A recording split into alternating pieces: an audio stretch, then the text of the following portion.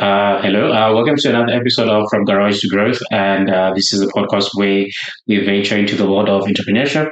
And on today's episode, we have a guest, Isabella, and an entrepreneur. And she's a founder of the BellArt Gallery and Soil Brasserie.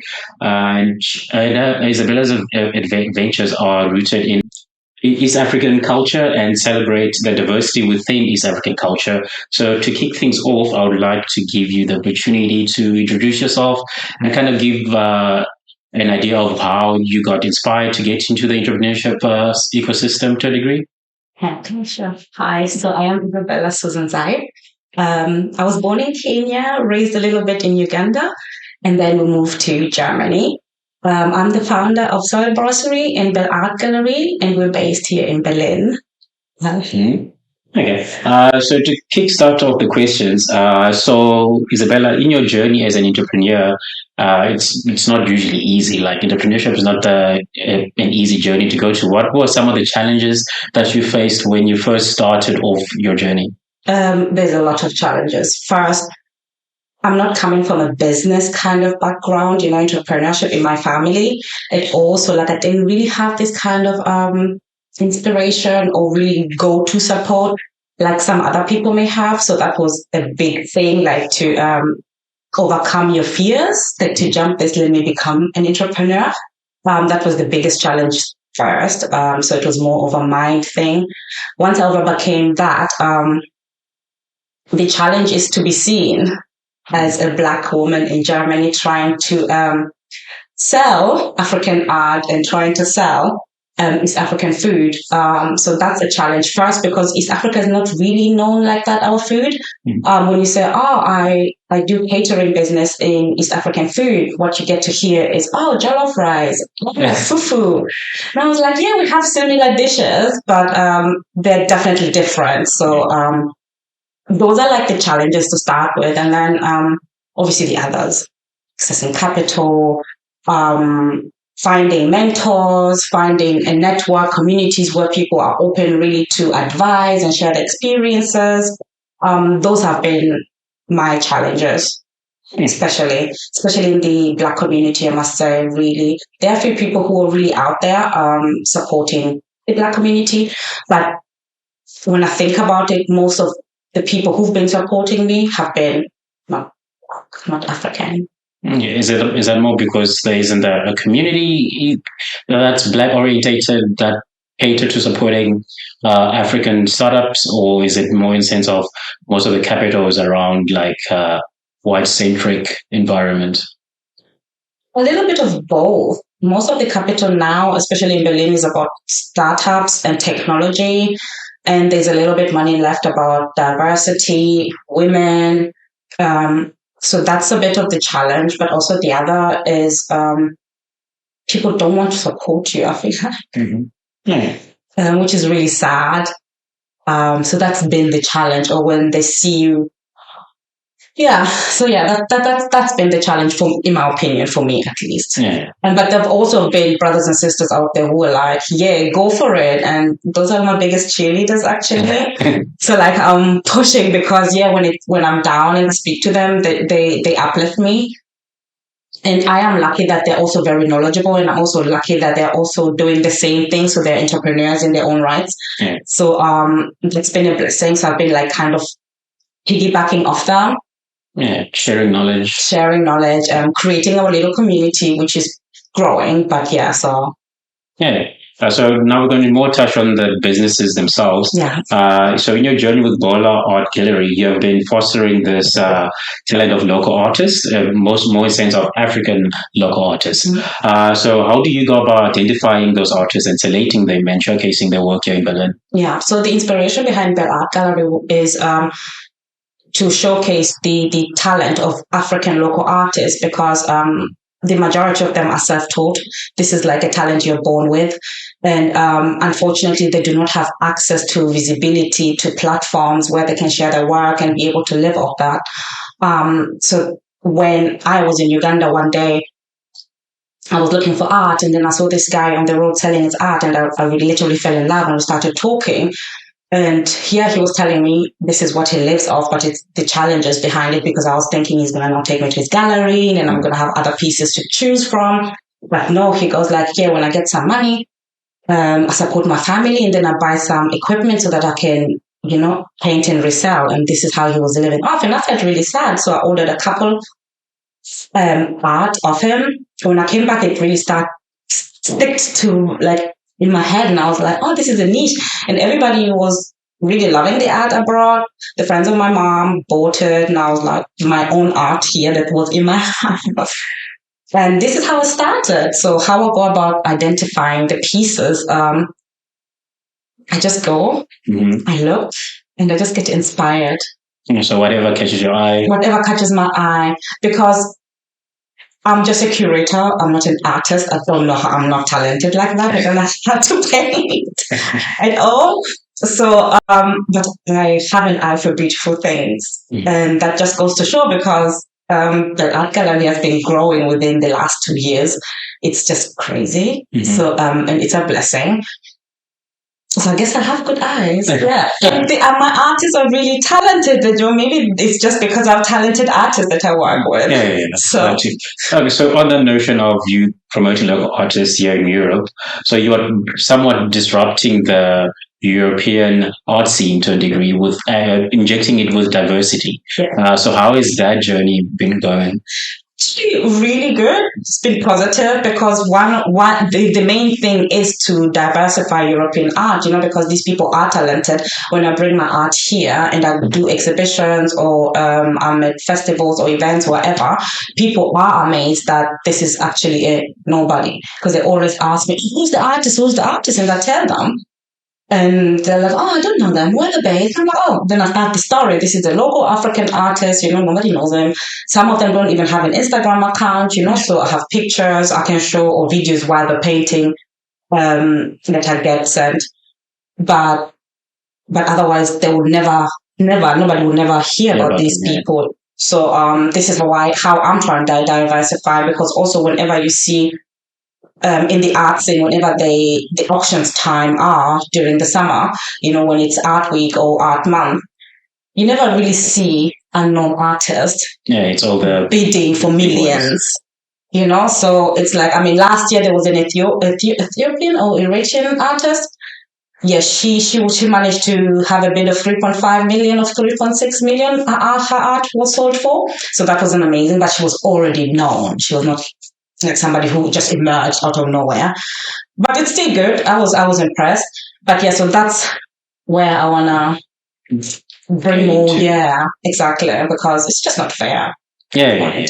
Especially, I think there's a lot of talent within the African continent that's not being showcased because either visibility is not there, they don't know how to market their own work. Yeah. So it just remains just that. And also being able to sell, because the other thing is I want these people to be able to live off their trade, because some of them, this is the only job they know and this is all they have.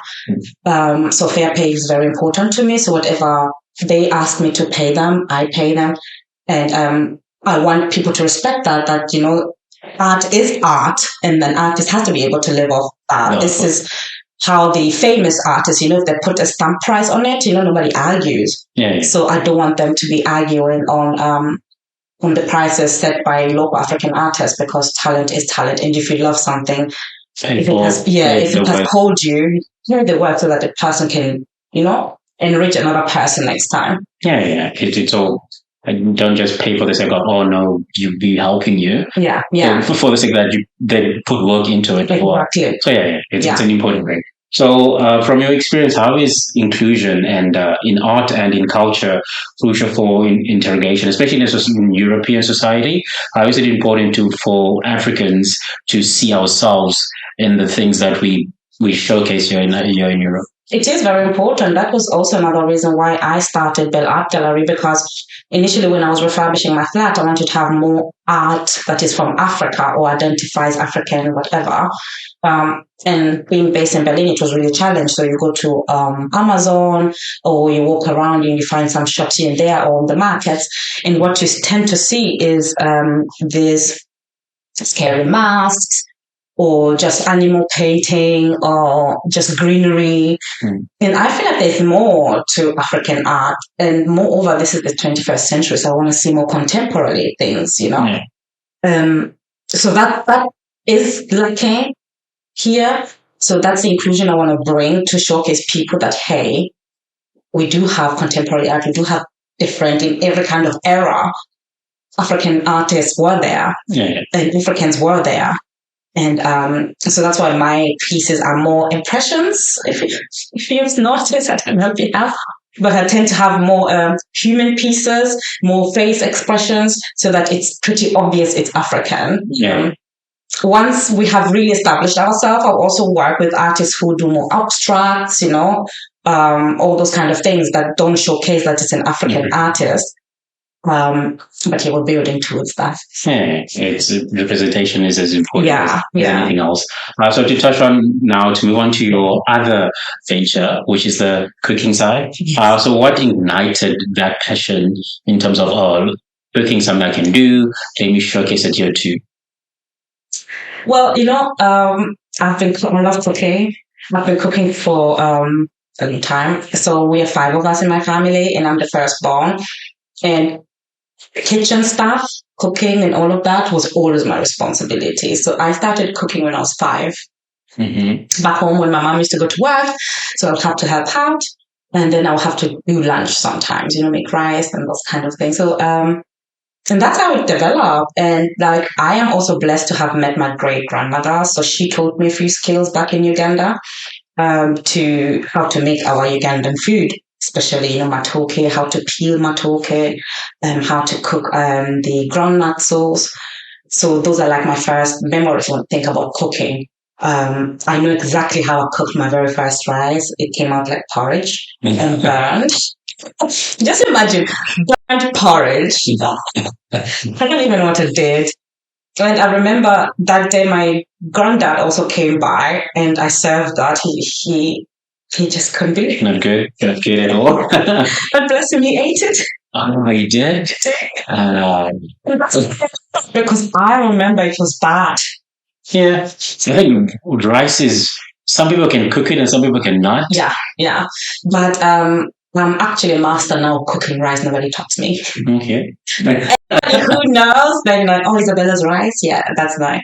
Well, yeah. My husband married me because of my rice. The rice? Yes. When he first time ate my rice, he said, "I will marry you." And he did. So, so that's my first memory with food and cooking. And I think because I started on so early, and I think because I knew I was not good at it, because now in hindsight, when I think about it, I always perfectioned my cooking. I cook better than my mom. I cook better than many people, women in my family. Okay. So, and they taught me cooking. They taught me cooking. So, but I made sure I always perfect it. And also because I have 4 siblings under me, 2 boys, 2 girls. They're all fussy eater. Yeah. So I had to always cater for their special needs. This one doesn't want onion. This one doesn't want it too spicy. This one doesn't want to see the tomatoes at all. Yeah. So that's how it became. Yeah. And then I started it as a side hustle because people be like, "Oh, Isabella, let me order." Africans living here in Germany. Can you make me chapati? Or can I order some samosa? So I started doing it as a side hustle on the side while I was working. And I did it for a long time, like 6-8 years. And this year, 2024, I'm going full time. Yes. Yeah. Which is good. You've fully taken it into a business now where you are fully committed, which is good. Yeah. So, it's a challenging commitment, but it's a good thing to do. Yeah. So, on the concept of immersion dining, which is kind of the thing that you do, you're catering to immersion Europeans and East African food. How do you go about doing that, and what's your reception that you get when you do go to places and you cook this food and then they eat it for the first time? Yeah. So at the moment I do, because I don't have a restaurant yet. I cater for catering, private orders, private cooking. And what is very important to me is to understand my guest or my client.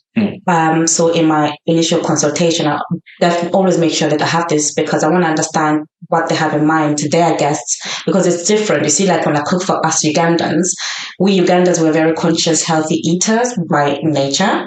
So like back home, our food is mainly boiled. We don't like too much oil and all those kind of things. So I know how to cook for Ugandan. And then if it comes to the European people or even our Africans, so if it's Nigerian who's going to order our food, definitely I'm going to make sure it's spicy. Traditional cooking is not spicy in Uganda, you know. So if they're going to order my fish, it's going to be spicy. If they're going to order the pilau with chicken, it's going to be spicy. If they order stew, I'll make sure it's spicy because I know this is their needs. And if it's European people, I tend to speak to them just to make sure I understand their level of knowledge of Africa. Some of them that tend to order my food have either been in Uganda or Kenya, so they understand it. And if they're ordering to cater for completely European people, usually I tend to cook European style. So I don't use many of our spices, but if it's pilau, I make sure that, you know, the main ingredients are in there, but I make sure, you know, it's not overpowering. To them. Some of them can't. No. Not everyone can handle all spices. Sometimes you didn't even put anything. It's a little bit, just pepper, like, you know, the pepper, the one they use themselves. So you're like, but yeah. So this is why how I try to, and I want to accommodate them because, you know, I don't want to waste food and also don't want to waste people's time and money.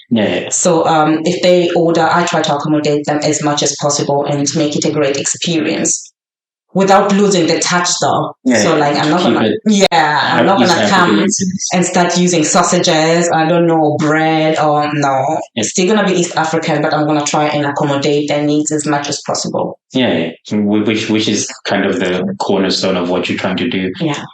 Spreading East African food, keeping it East African as much as possible. And that's the diversity of and the beauty of East African food. You can really do a lot with our food because we try to eat as natural to the source as possible. We don't over season anyway, you know. So I mean, as modern people, yes, we do add additives, you know, but like I try to cook as natural as possible. So I just try to use the natural ingredients that we get so that you feel the flavors. Even if I source my seasonings, you know, I try to use as the local ones back home, but the ones as natural as possible. So that, you know, you really feel it. Because, you know, when you cook in Uganda, you smell the tomato, you smell the onion, you smell everything, you taste everything. So I'm trying to bring that one here. But yeah, it's the sourcing is the challenge, but I'm trying to cook as organic and traditional as possible. Which is the main goal. So both your companies celebrate culture immersion. How do you ensure that the essence of East African culture is respected and portrayed in both of those two ventures? With the gallery, for example, for now I'm working only with East African artists, local artists, and with the food, I am trying to also bring the East African community together. So if I am at an event, for example, I try and post that to you know, the East African community so that they come, because I just don't want to be that East African restaurant or gallery that only caters to East African. To the European. Because then, you know, my people will feel like, that's only for the Mozungus. So I don't want that. So I'm really, really working so hard to try and bring it in even better. Here in Europe.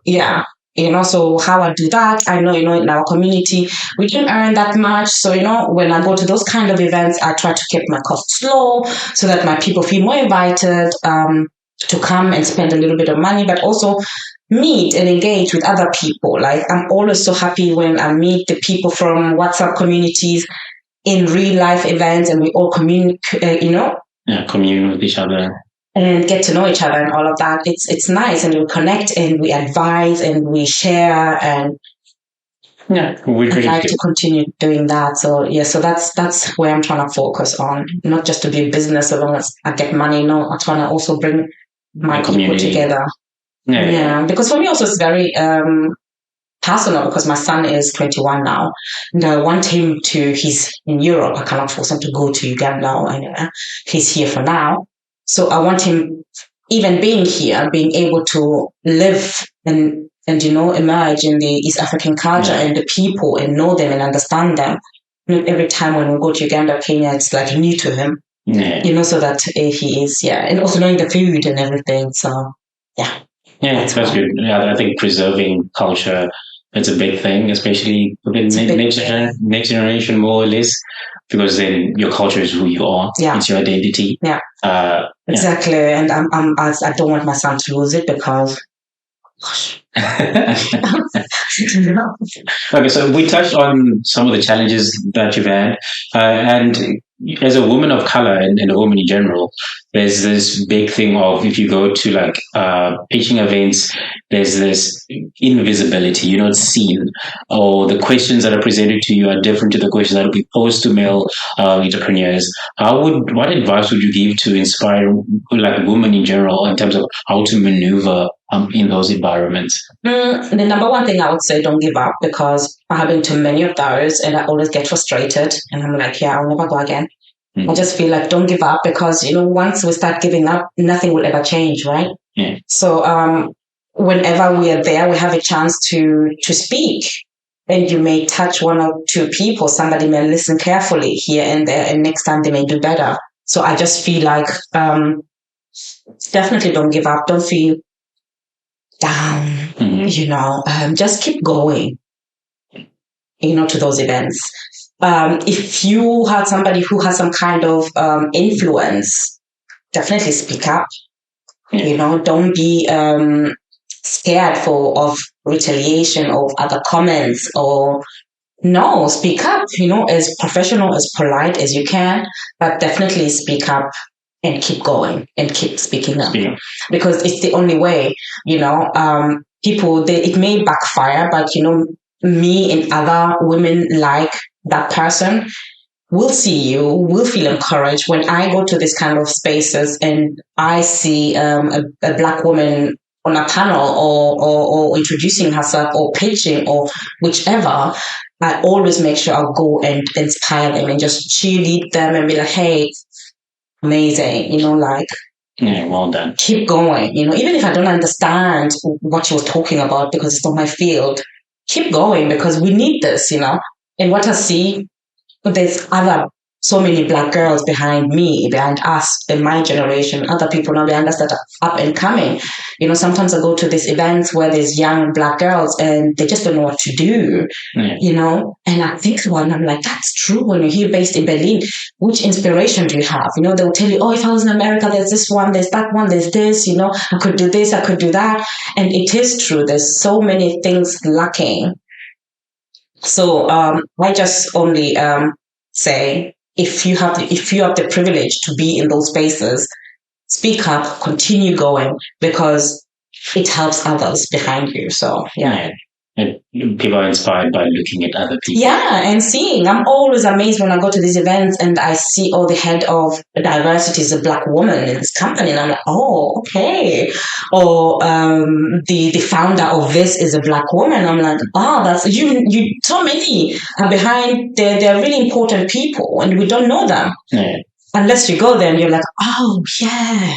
Wow. Yeah. The visibility thing it's a big thing. Yeah. Also, you should have needs to be more tackled on, where people are given platforms to showcase what they're doing more than anything else. Because there's people doing great things, but then there's no. That's also another one that needs to be definitely tackled on, giving us spaces where we can be seen.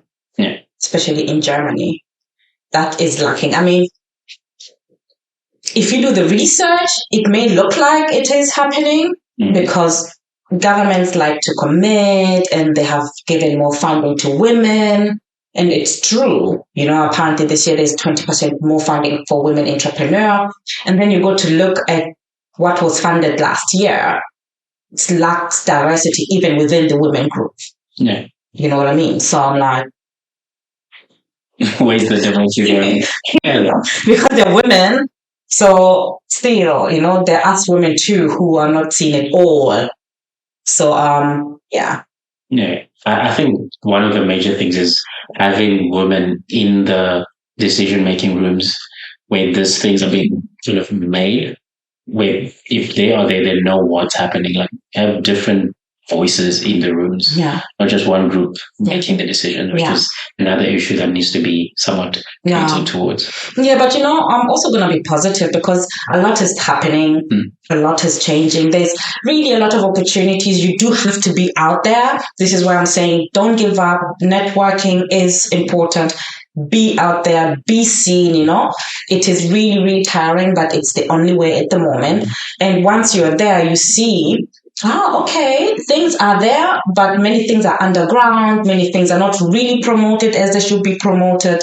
Many things don't even come out. People will never even find out about it. So things are happening. That's on the positive side. But yeah, you have to go and find out. Yeah. You have to, sometimes you have to do the legwork. Yeah, and this one you have to do a lot of legwork. Yeah. So we've spoken about visibility and people being seen. We're going to touch on, as we reach at the end of what advice would you give to inspire to women or women of color that are inspiring to be entrepreneurs, that are like, I have this idea, but I don't really know what to do. I'm stuck. What advice would you impart on them? Well, if somebody's stuck, that means then they've already overcome the major thing, which I feel like is to become an entrepreneur. Mm-hmm. So if you're stuck, just keep going. Mm-hmm. Definitely, because it's definitely worth it. Whatever idea you have and you feel like, it's been done before, who's going to want this, or whatever negative thoughts, you have in your mind. Forget that. Just keep going, work on yourself, keep pushing, keep turning up. Because we've all been there. I wake up every single day and I'm like, man, I come from a corporate past. Last year I was working like the past 10 years. I had a career. So I'm like, maybe it's not too late to just go and apply for it. My boss last week messaged me, maybe I should just hit him up. Yeah, Can I get something? You have those thoughts in your head, but definitely do not give up. Every idea that you have is important, is needed, especially here in Germany. I mean, I've met so many Black women entrepreneurs in the early starting stage. They just develop the idea, and I'm like, I thought of it. Wow. And it's really impressive thing. So I really hope that they do push forward and make it a business, make it a living. I don't know, but my advice is definitely don't give up. Even if you hear scary things. I mean, I am blessed. I live in Berlin. I've met women who live in those villages outside in Germany, those places, and it's more challenging for them. So I understand that. But definitely don't give up. It's number one thing. And the other thing is network as much as you can. No matter what the person you think they are, the job they're doing, whatever, but you don't know who they know. Yeah. Most of my my clients are like from somebody who knows me. People will be like, I received this your website from so and so, from that other. I'll be like, wow. Most of the opportunities it's always like word of mouth, everything. So like definitely network, build a brand, build a personality so that people know who you are. People think, who I am. So yeah, now it's important, so that the right people want to be around you, and also people want to give you as a reference forward, Yeah. So and give you opportunities, exactly. So yeah, definitely network and don't give up. Okay. Yeah. So beyond some of the issues we spoke about, like access to capital, what kind of support systems are crucial for fostering a successful led woman business, especially like an ecosystem? What would you be like? If as women we can get together, maybe build this. This could be something we could build upon. There was a platform with everything entrepreneurship for Black women. Hey, I'm looking for a tax advisor specifically for this, my business niche. Where can I go?